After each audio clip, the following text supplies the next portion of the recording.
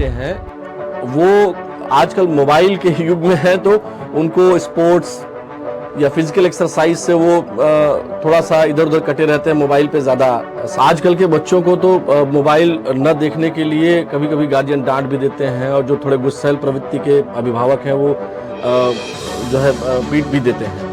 तो कभी आपकी पिटाई उस जमाने में, चाहे मैं हूँ आप हूँ, तो रास्ता ढूंढने की, जो शॉर्टकट्स ढूंढने की कोशिश करते हैं, उसको उससे कैसे बच सकते हैं। बच्चे सोशल मीडिया का उपयोग ज्यादा करते हैं, उसको पढ़ाई में यूज में नहीं ला रहे हैं। टेक्नोलॉजी की जो आप हिडन थ्रेट्स बताए आपने, लेकिन पढ़ाई की तरफ कैसे वो उन्मुख हो सकते हैं, उन गैजेट्स का उपयोग वो पढ़ाई में कैसे कर सकते हैं। इस तरह की टेक्नोलॉजी, जो नई ऊर्जा की टेक्नोलॉजी है, उसके बारे में थोड़ा थोड़ा ही जानकारी हो जाए। एनर्जी है, जो रिन्यूएबल एनर्जी है, जो सोलर एनर्जी है, उसका रोल टुवर्ड्स सोसाइटी। नमस्कार, मैं हूं आलोक शुक्ला। आज के दौर में जो सबसे अधिक चर्चा होती है वह है एनर्जी को लेकर के, और न्यू एनर्जी के फॉर्म को लेकर पूरी दुनिया में चर्चा हो रही है। भारत में इसकी चर्चा बहुत जोर पर है। प्रधानमंत्री जी और उत्तर प्रदेश के मुख्यमंत्री जी इस बात को लेकर बहुत सजग और सशक्त माध्यम के द्वारा आगे भी बढ़ रहे हैं, और उत्तर प्रदेश बहुत तेजी से न्यू एनर्जी के फॉर्म्स पर काम भी कर रहा है।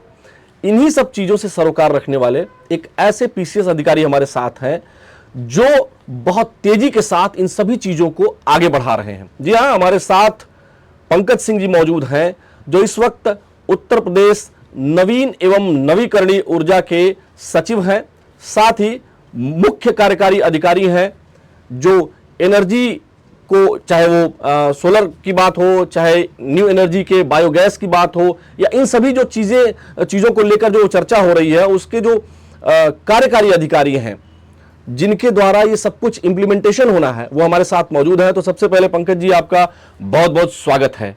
धन्यवाद आलोक जी आज इस चर्चा के लिए। मैं पंकज, मैं आजमगढ़ के पास एक चिरैया कोट जगह है, वहाँ पे मिर्ज़ापुर गांव है, वहाँ का रहने वाला हूँ।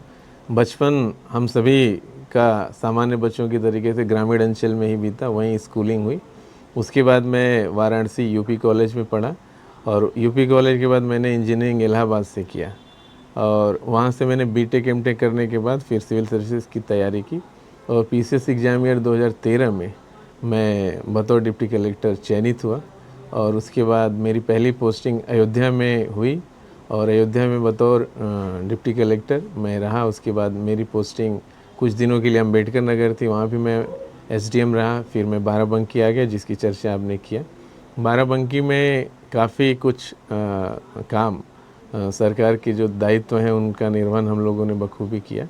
उसी क्रम में जो ये चर्चा है नवीकरणीय ऊर्जा की, उसमें आज हम यहाँ पे सचिव एवं मुख्य परियोजना अधिकारी के पद पर हैं।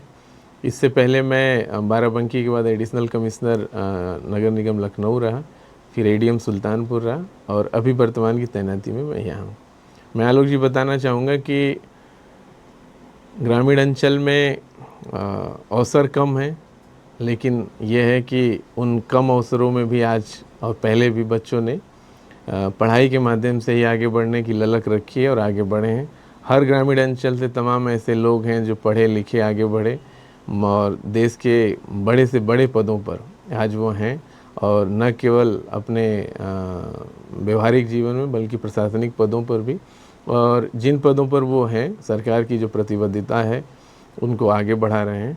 आज हम जिसकी चर्चा कर रहे हैं नवीकरणीय ऊर्जा की, उसके लिए भी सरकार पूरी तरीके से प्रतिबद्ध है कि जो हमारी मांग है, ऊर्जा की अपनी एक मांग होती है, उसकी एक सप्लाई होती है। तो सप्लाई डिमांड की जो भी एक चेन है, उसको फुलफ़िल करने के लिए भारत सरकार और प्रदेश सरकार लगातार अंतर्राष्ट्रीय जो सम्मेलन होते रहे, या इसके पहले जो इंटरनेशनल मैंडेट्स रहे, उनको भी ध्यान में रखते हुए आगे बढ़ाने के लिए हम सभी को लगातार निर्देश मिलते रहते हैं, और हम लोग सभी सामान्य लोगों के साथ, आम जनमानस के साथ मिलके इसको आगे बढ़ाने का प्रयास कर रहे हैं।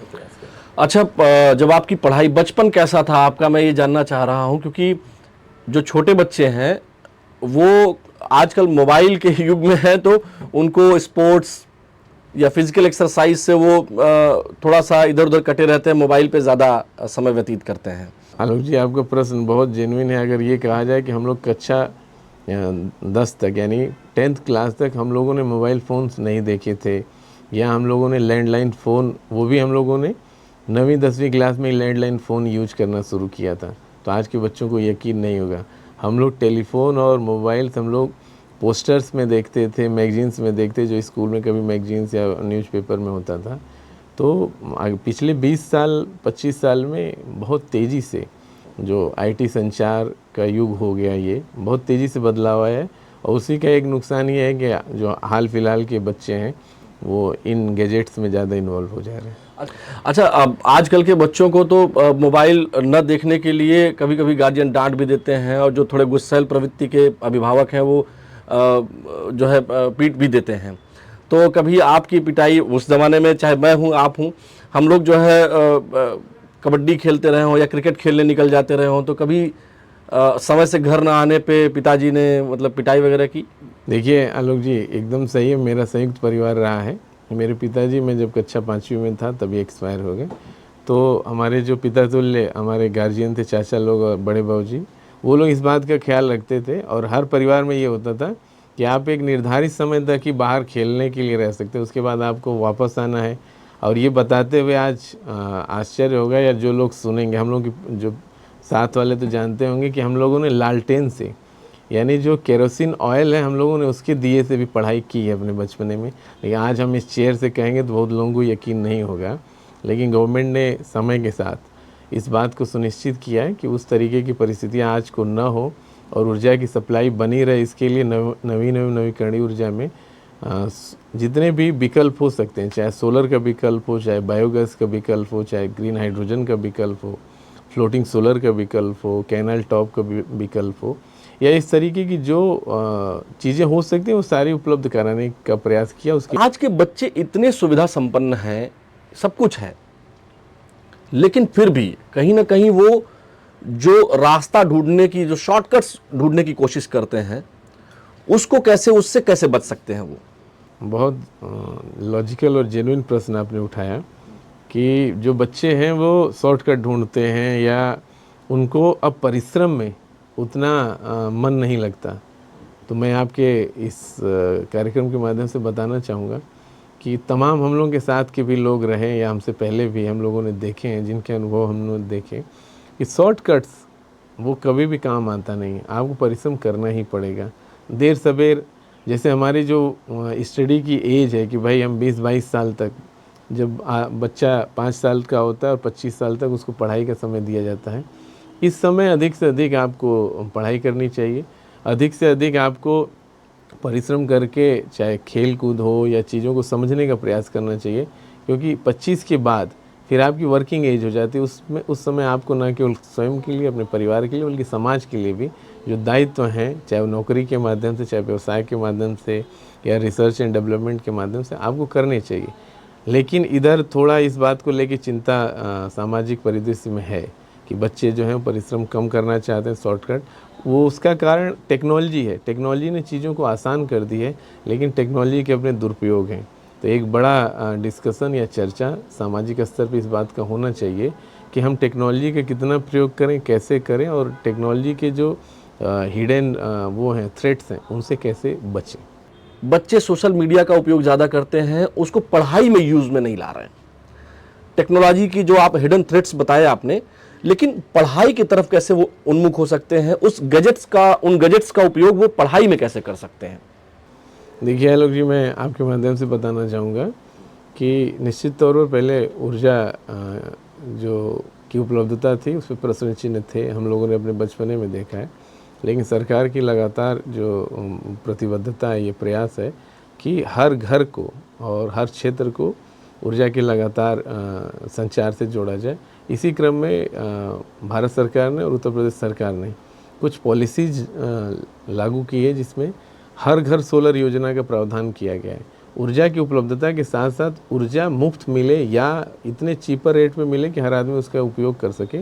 इसके लिए प्रधानमंत्री जी की प्रेरणा से प्रधानमंत्री हर घर योजना है, जिसमें कि पीएम सूर्य घर योजना बोलते हैं, जिसमें आप सभी घरों पे आप पैनल लगा सकते हैं। उन पैनल का उपयोग आप सोलर ऊर्जा उत्पादित करने में करते हैं, और इसके लिए बहुत बड़ा एक सब्सिडी का प्रोग्राम किया जाता है। उदाहरण के लिए मैं बताना चाहूँगा आपके माध्यम से कि 1 किलोवाट का जो खर्चा आता है वो लगभग 60,000 रुपये आता है, और 60,000 रुपये में 45,000 की सब्सिडी, 30,000 की सब्सिडी भारत सरकार, 15,000 की सब्सिडी उत्तर प्रदेश सरकार दे, यानी 60,000 में 45,000 रुपये आपको सब्सिडी मिलेंगे।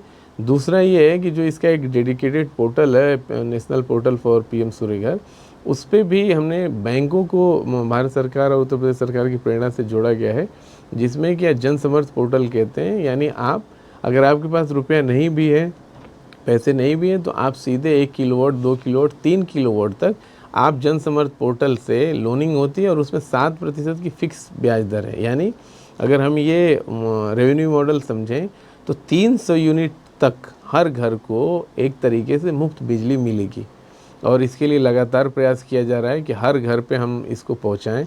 इसके लिए हमारे 75 जिलों में परियोजना अधिकारी कार्यरत हैं, और उन परियोजना अधिकारियों के माध्यम से हमारे यहाँ लगभग 2,500 वेंडर्स हैं जो इसमें जुड़े हैं। वेंडर्स का ऐसा है कि जो हमारे अथराइज्ड वेंडर्स हैं, जो हमारे यहाँ इम्पेनल्ड हैं, वो इस स्कीम को गांव-गांव, शहर-शहर, हर घर तक पहुँचाते हैं, और वो 25 साल तक जो प्लांट लगते हैं उनकी मेंटेनेंस, उनके संचालन को भी सुनिश्चित करते हैं। इसलिए हम उनको अथराइज्ड वेंडर्स कहते हैं। तो सरकार ये पूरा प्रयास कर रही है कि इस तरीके की जो समस्या ऊर्जा की रही है उसको दूर किया जाए। रही बात बच्चों के टेक्नोलॉजी के यूज के लिए, तो उसके लिए जब तक व्यापक स्तर पे डिस्कशंस नहीं होंगे, उसके लिए हर घर में इस तरीके की चर्चा नहीं चलेगी। मैं बताना चाहूँगा कि बच्चों को छोड़िए, कई ऐसे वीडियोज आपको इंटरनेट में मिलते हैं जिसमें बड़े लोग मोबाइल के फ़ोन करते करते, मोबाइल फ़ोन का यूज करते करते वो कहीं ट्रैफिक में गाड़ी के सामने आ जाते हैं, कहीं गड्ढे में गिर जाते हैं। तो ये चिंता का विषय न केवल बच्चों के स्तर बल्कि उम्र के हर पड़ाव पर है, और इसके लिए आप सभी के माध्यम से जन जागरण होना चाहिए। इस तरह की टेक्नोलॉजी, जो नई ऊर्जा की टेक्नोलॉजी है, उसके बारे में थोड़ा थोड़ा ही जानकारी हो जाए। निश्चित तौर पर जो हमारे प्रीमियर इंस्टीट्यूशंस हैं देश के, सभी IITs हैं, हमारे NITs हैं, इस तरीके की यूनिवर्सिटी, उदाहरण के लिए जैसे लखनऊ में है IT कॉलेज है, हमारे लखनऊ यूनिवर्सिटी, IIT कानपुर, इस तरीके के तमाम जो जुड़े लोग हैं वो हमारे यहाँ या हमारे थिंक टैंक के रूप में, हमारे एडवाइज़र के रूप में काम करते हैं, और हम उनसे अपने इस तरीके के बड़े प्रोजेक्ट्स पे हम उनसे टेक्निकल एडवाइस भी लेते हैं, और आने वाले दिनों में करिकुलम में ये अनिवार्य रूप से शामिल हो जाए, इसके लिए भी डिस्कशन हो रहे हैं। बहुत जगह इस तरीके के कोर्सेज चल भी रहे हैं। बस आवश्यकता इस बात की है कि उन कोर्सेज से और जो एक्चुअल ग्राउंड लेवल पे इस तरीके के काम है उनको जोड़ने के लिए बच्चों को हम किस तरीके से लिंकअप कर सकते हैं। उदाहरण के लिए जैसे आपने कहा कि सरकारी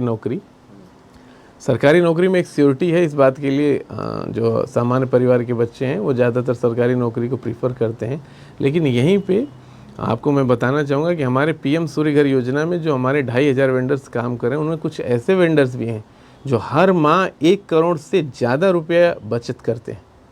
आप इस बात को गौर करिए कि ये कितना मोटिवेशनल है कि आप दूसरों की छतों पर आप PM सूर्य घर का पैनल लगवा रहे हैं, लोगों को आप सरकार की इस योजना का लाभ पहुंचवा रहे हैं, और लोगों को भी प्रति किलोवाट जो हमारा बताया मैंने, 1 किलोवाट तक 45,000, 2 किलोवाट तक 90,000, और 3 किलोवाट या इससे ऊपर 1,08,000 की छूट भी है।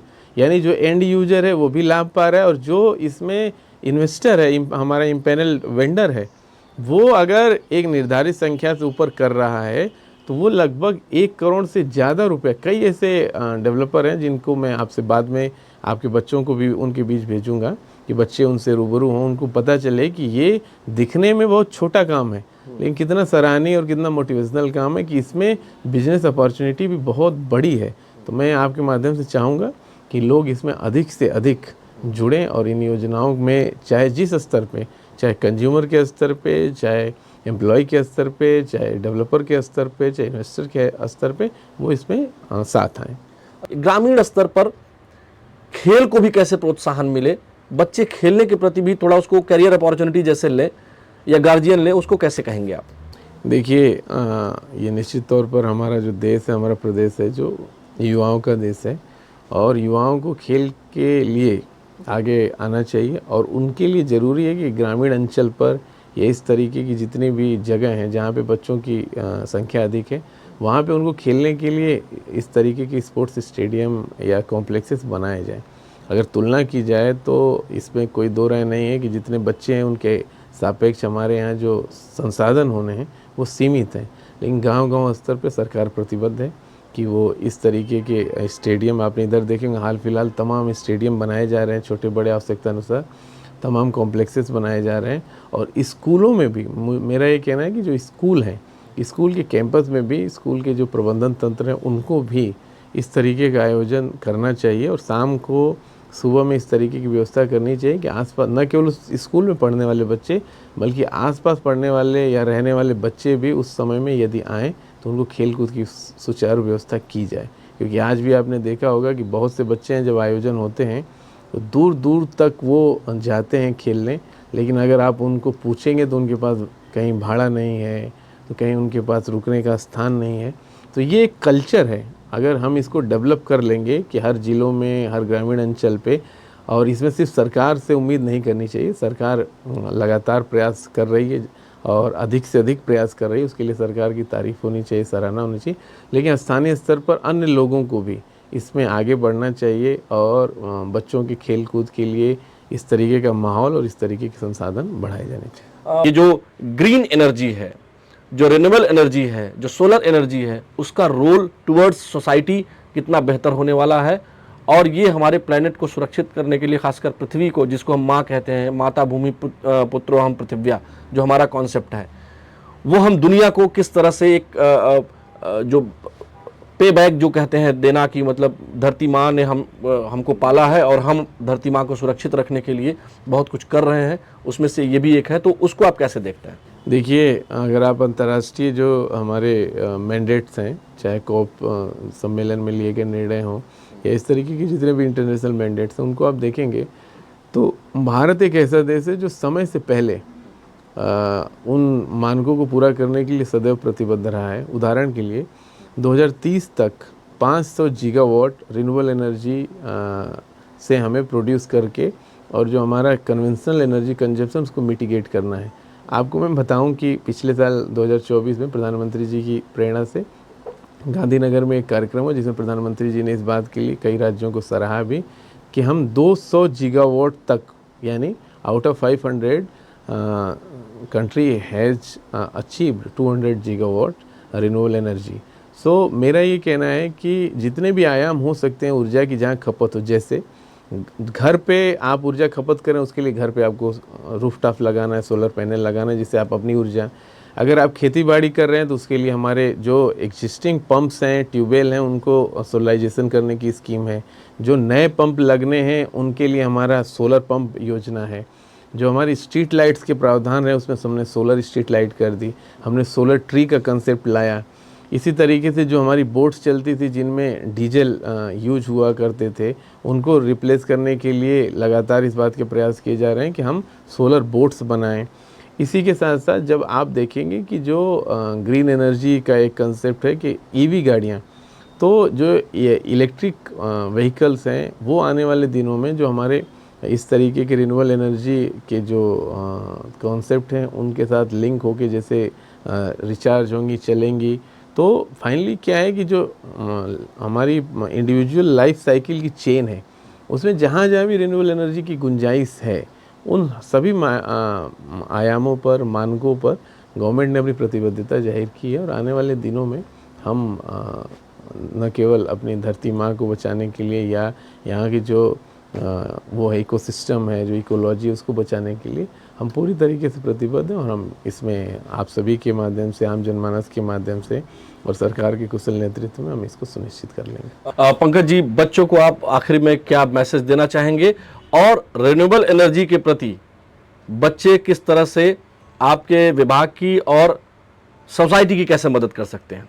मैं बच्चों को यही संदेश देना चाहूँगा कि खूब मन लगा के पढ़ें, खूब खेलें कूदें, स्वस्थ रहें, आगे बढ़ें, और न केवल अपने लिए, अपने परिवार के लिए, बल्कि सोसाइटी के लिए, देश के लिए भी, नेशंस प्राइड, उन्हें काम करना चाहिए। और जहाँ भी हमारे रिन्यूएबल एनर्जी के प्लांट्स हैं, जहाँ मैन्युफैक्चरिंग यूनिट्स हैं, जहाँ असेंबलिंग यूनिट्स हैं आसपास हैं, वहाँ वो जाएं, वो देखें। जब देखेंगे उनके मन में क्यूरोसिटी आएगी, वो R&D में जाना चाहते हैं या हमारे बिजनेस में आना चाहेंगे। ढेरों ऑप्शंस हैं, वो जहाँ भी आना चाहें। और आप सभी के माध्यम से यूपी नेडा कि अपना टोल फ्री नंबर है, कॉल सेंटर्स हैं, हमारे पोर्टल हैं, आप कोई भी रिक्वेस्ट हमें भेज सकते हैं, हम उस पर तत्काल रिस्पॉन्स करेंगे और सोसाइटी के लिए रिन्यूएबल एनर्जी के जो भी आवश्यकता है उसको पूरा करने के लिए हम सरकार के कुशल नेतृत्व में और आपसी जो विभाग हैं हमारे उनसे समन्वय रखते हुए और हम लोग इसमें आगे बढ़ेंगे। बहुत बहुत धन्यवाद आपका हमसे बात करने के लिए। जी आपका भी बहुत बहुत धन्यवाद और आपकी पूरी टीम का बहुत बहुत धन्यवाद। तो ये हैं पंकज सिंह जी, जो रिन्यूएबल एनर्जी को बेहतर तरीके से उत्तर प्रदेश में कैसे इम्प्लीमेंट किया जाए, खासकर पीएम सूर्य घर योजना और तमाम जो उसके एस्पेक्ट है उसको बहुत अच्छे से लागू कर रहे हैं। और बच्चों, यही हमारा भविष्य है, क्योंकि ऊर्जा संचय और ऊर्जा के नए स्रोतों की खोज करना ही हमारा लक्ष्य भी है और ये ऊर्जा हमें काफ़ी बेहतर बनाएगी, हमारे राष्ट्र को काफ़ी बेहतर बनाएगी और आपका उसमें योगदान सबसे महत्वपूर्ण होगा। बहुत बहुत धन्यवाद।